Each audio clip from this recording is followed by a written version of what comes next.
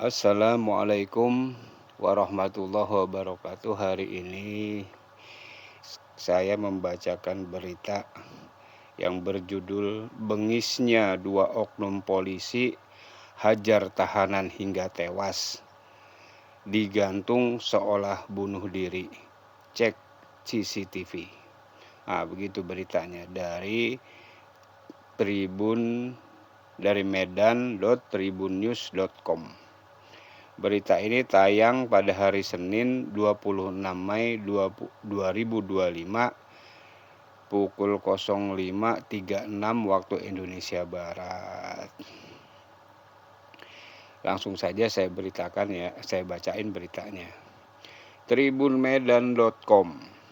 Heboh, pemuda bernama Ragil Alfarizi, 21 tahun, tahanan Polsek Kumpe Ilir, Muaro Jambi, tewas dianiaya oknum polisi. Bengisnya, polisi sempat membuat skenario bahwa kematian korban adalah bunuh diri. Tubuh Ragil digantung seolah-olah dia mengakhiri hidupnya sendiri. Namun, belakangan terungkap bahwa Ragil tewas karena dihajar. Begitu beritanya. Di sisi lain, saat digelar sidang di Pengadilan Negeri PN Sengeti pada Jumat 23 Mei 2025, terungkap fakta baru. Sejumlah kamera pengawas CCTV di dalam kantor polisi tersebut diketahui dalam kondisi rusak saat Ragil dianiaya kemudian ditemukan tewas dalam sel. Sidang berlangsung di Pengadilan Negeri Sengeti pada Jumat 23 Mei 2025 dengan menghadirkan dua terdakwa, yaitu Faskal Widanu Putra dan Yuyun Sanjaya, ya, anggota polisi. Keduanya itu anggota polisi yang kini menjadi tersangka kasus ini. Jadi gila juga ya, disiksa sampai tewas. Setelah tewas jenazahnya digantung supaya dianggap bunuh diri. Jahat banget sih ya. Tapi saya sih nggak kaget. Kenapa? Karena memang institusi Polri sejak 7 Desember 2020 lalu memang sedang di dalam naungan murka dan laknatnya Allah Subhanahu wa Ta'ala.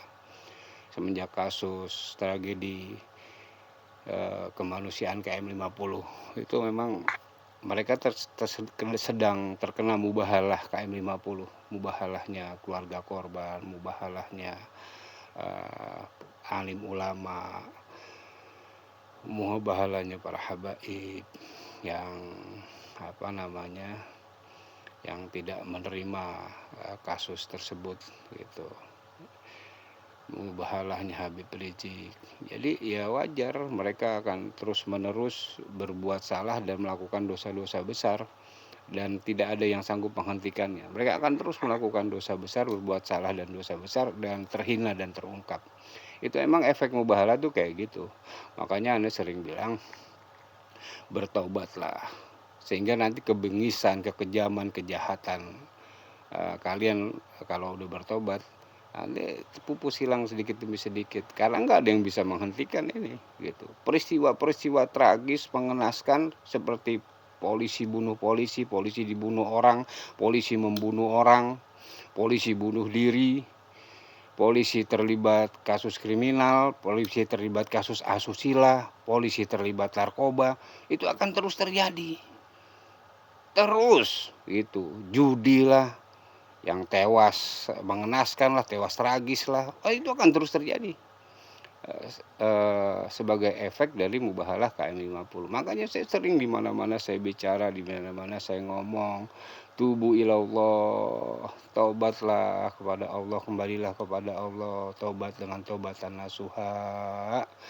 Karena dengan begitu mubahalah KM50 yang tercatat, yaitu tertulis di surat An-Nisa ayat 93, itu akan mulai berkurang sedikit demi sedikit. Kalau enggak ya terus gitu, hidup dalam murka dan laknatnya Allah Subhanahu wa taala. Terus kejam, terus sadis gitu. Terus bengis seperti itu baru hari ini berita tuh.